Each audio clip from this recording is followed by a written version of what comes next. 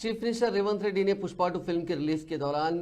संध्या theatre में पेश आए भगदड़ के वाकये में एक खातून की मौत और उसके बच्चे के जख्मी होने की इत्तला के बावजूद फिल्म अदाकार अल्लू अर्जुन और फिल्म इंडस्ट्री से वाबस्ता हस्तियों की इस सानेहे पर अपने रद्दअमल ना देने और जख्मी बच्चे की अयादत ना करने पर शदीद रद्दअमल का इजहार किया और उसे गैर इंसानी हरकत करार दिया। चीफ मिनिस्टर ने कहा कि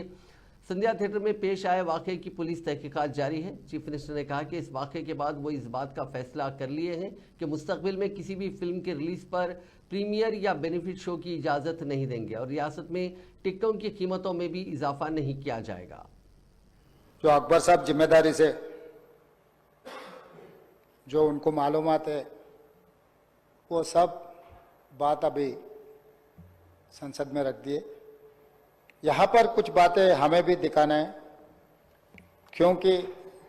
ऐसे चीज़ों में हम लोग जब पुलिस इन्वेस्टिगेशन चल रहा है तब हम ज़्यादा जानकारी नहीं लेते और बाहर भी हम कुछ बोले तो अब जो इंक्वायरी ऑफिसर के ऊपर कुछ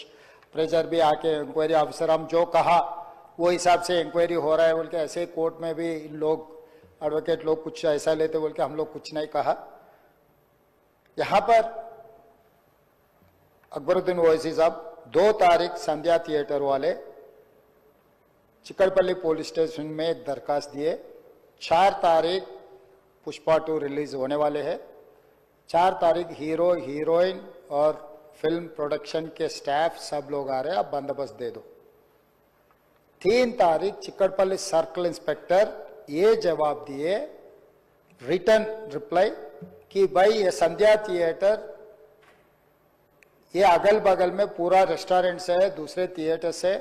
एंट्री एग्जिट एक ही है, कोई भी सेलिब्रिटी आए तो इससे पहले भी कुछ ऐसे दिक्कत हुआ।